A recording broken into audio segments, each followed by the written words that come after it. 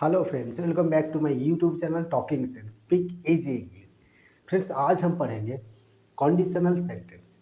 ठीक है, conditional sentence क्या होता है? जैसे हम कहते हैं ना कि अगर बारिश होगा तो मैं नहीं जाऊंगा, है ना। अगर वो मुझे बुलाएगा तो मैं जाऊंगा, मतलब एक कंडीशन है। अगर कुछ काम होगा तब एक रिजल्ट आएगा उसका।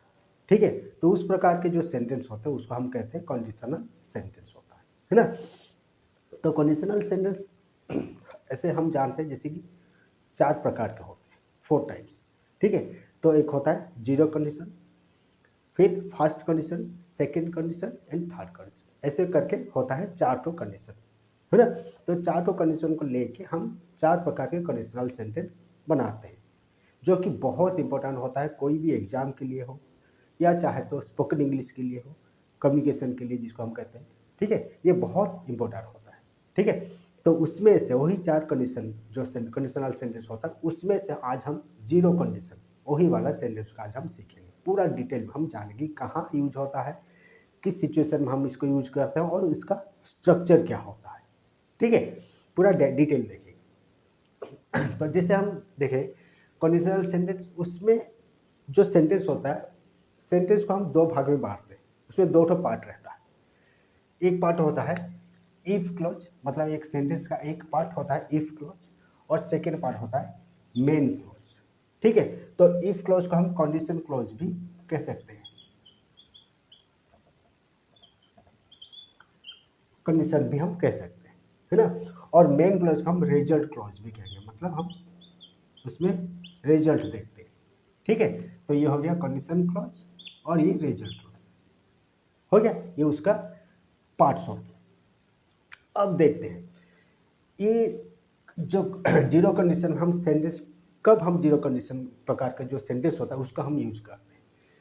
तो अगर कंडीशन, अगर आपका जनरल ट्रूथ है ना, सामान्य जो जो सच्चाई जो होता है ना, उस जगह में हम जीरो कंडीशन का सेंटेंस यूज करते हैं। सेकेंड, साइंटिफिक फैक्ट्स, है ना।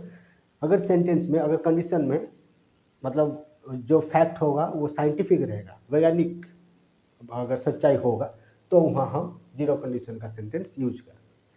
उसके बाद रूल्स एंड इंस्ट्रक्शंस, अगर कुछ रूल है या कहीं मतलब किसी चीज़ को हम इंस्ट्रक्ट करते हैं, है ना, कहीं इंस्ट्रक्शन दे रहे हैं, तब हम वहाँ भी जीरो कंडीशन का सेंटेंस यूज करते हैं। देन हैबिट्स, है ना, किसी अभ्यास में, वहाँ भी हम जीरो कंडीशन का सेंटेंस यूज करते हैं। ये सब चीज़ हम और भी डिटेल जानेंगे। यहाँ एक छोटा सा वर्कशीट दिया गया, जब वर्कशीट हम कंप्लीट करेंगे तो ये चीज़ आराम से समझ में आ जाएगा, है ना।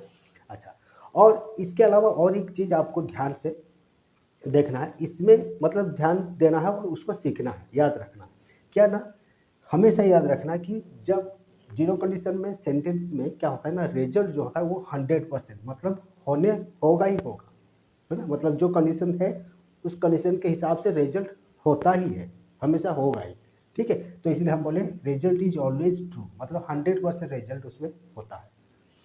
उसके बाद ये जो है उसका स्ट्रक्चर के बारे में हम लिखे हैं, तो स्ट्रक्चर पहले यहाँ समझते हैं, है ना। उसके बाद हम बताएंगे ये वाला चीज।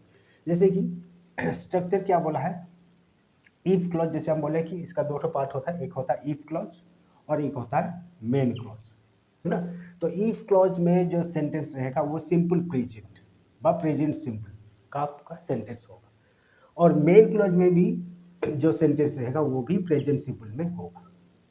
ठीक है, मतलब देखो वही चीज हम यहाँ लिखे कि क्या याद रखना है ना, present simple in both clauses, है ना। चाहे आपका वो इफ क्लॉज हो या रिजल्ट व मेन क्लॉज हो, दोनों में आपका सेंटेंस का जो टाइप होगा वो प्रेजेंट सिंपल का होगा। ठीक है, ये हो गया उसका स्ट्रक्चर, है ना। अभी देखो सेंटेंस को और भी अच्छे से समझेंगे ये वर्कशीट के साथ। पहला वाला दिया है क्वेश्चन, मतलब सेंटेंस क्या था, if you black ice it black. यहाँ दो ठो वर्ब दिया है, हीट और मेल्ट, है ना। तो अगर हम सिंपल प्रेजेंट में दोनों को यूज करेंगे तो हीट का हीट ही होगा, प्रेजेंट फॉर्म V1 फॉर्म क्या होता है, हीट होता है, और मेल्ट का मेल्ट होता है। ठीक है, तो इस हिसाब से हम लिखेंगे, अगर यहाँ if you heat, if you heat ice it melts, melts क्यों हो गया? क्योंकि सब्जेक्ट आपका सिंगुलर और थर्ड पर्सन है, इसीलिए वो मेल्ट्स हो गया, लेकिन वो सिंपल प्रेजेंट का है। ठीक है, तो हम लिखे if you hit ice it melts. और ये कौन सा वाला सेंटेंस है? देखो ये मतलब जनरल ट्रूथ है, ऐसे होता है। अगर हम आइस को, बर्फ को गर्म करेंगे, पानी में कन्वर्ट हो जाएगा। ठीक है, ये सच्चाई है ना? तो ये जनरल ट्रूथ का सेंटेंस। अभी देखो सेकेंड वाला, if you blank red and blue you blank purple. देखो यहाँ वर्ब दिया है मिक्स और गेट, है ना? अगर हम रेड और ब्लू को, ये दोनों को अगर मिलाएंगे तो उसमें क्या होगा? वो कलर चेंज हो जाएगा, पर्पल हो जाएगा। ठीक है, तो ये सेंटेंस आपको कैसे लग रहा है? साइंटिफिक फैक्ट है ना? तो वहां हम लिखेंगे if you mix red and blue you black purple you get purple. ठीक है, ये साइंटिफिक फैक्ट है, इसीलिए हम यहाँ लिखे दोनों में, यहाँ भी सिंपल प्रेजेंट का सेंटेंस होगा। If you blank the button the machine blank. ठीक है, तो यहाँ देखो ये एक इंस्ट्रक्शन है। अगर हम किसी को इंस्ट्रक्ट कर रहे हैं कि अगर ये वाला स्विच आप दबाओगे तो ये फैन चलेगा, ये स्विच दबाओगे ये मशीन चलेगा। ठीक है, तो ये एक इंस्ट्रक्शन है, तो इंस्ट्रक्शन में भी हम यूज करते हैं वही जीरो कंडीशन। तो इसीलिए यहाँ दोनों में आपका जो वर्ब है वो सिंपल प्रेजेंट का रहेगा। तो if you press the button the machine starts. ठीक है, if you press the button the machine starts. यहाँ द मशीन ये सब्जेक्ट है आपका, सिंगुलर थर्ड पर्सन है, इसलिए उसका प्रेजेंट फॉर्म स्टार्ट्स हो गया। ठीक है, लेकिन वही सिंपल प्रेजेंट में रहा, है ना? Then last one, if she blank tired she blank coffee. देखो ये एक हैबिट है। जैसे कि मान लो या क्या बोला कि यहाँ वर्ब दिया है फील और ड्रिंक। अगर वो टायर फील करती है तो वो कॉफी पीती है, तो ये उसका एक हैबिट है ना? तो हम यहाँ लिखेंगे इफ सी फील्स हम लिखे प्रेजेंट फॉर्म में, क्योंकि सब्जेक्ट सिंगुलर थर्ड पर्सन है, तो इसलिए हम यहाँ फील्स लिखे। If she feels tired she drinks coffee. ठीक है, तो ये हो गया उसका स्ट्रक्चर। और एक चीज हमको याद रखना, जैसे कि स्ट्रक्चर में हम पहले इफ क्लॉज लिखे फिर मेन क्लॉज लिखे।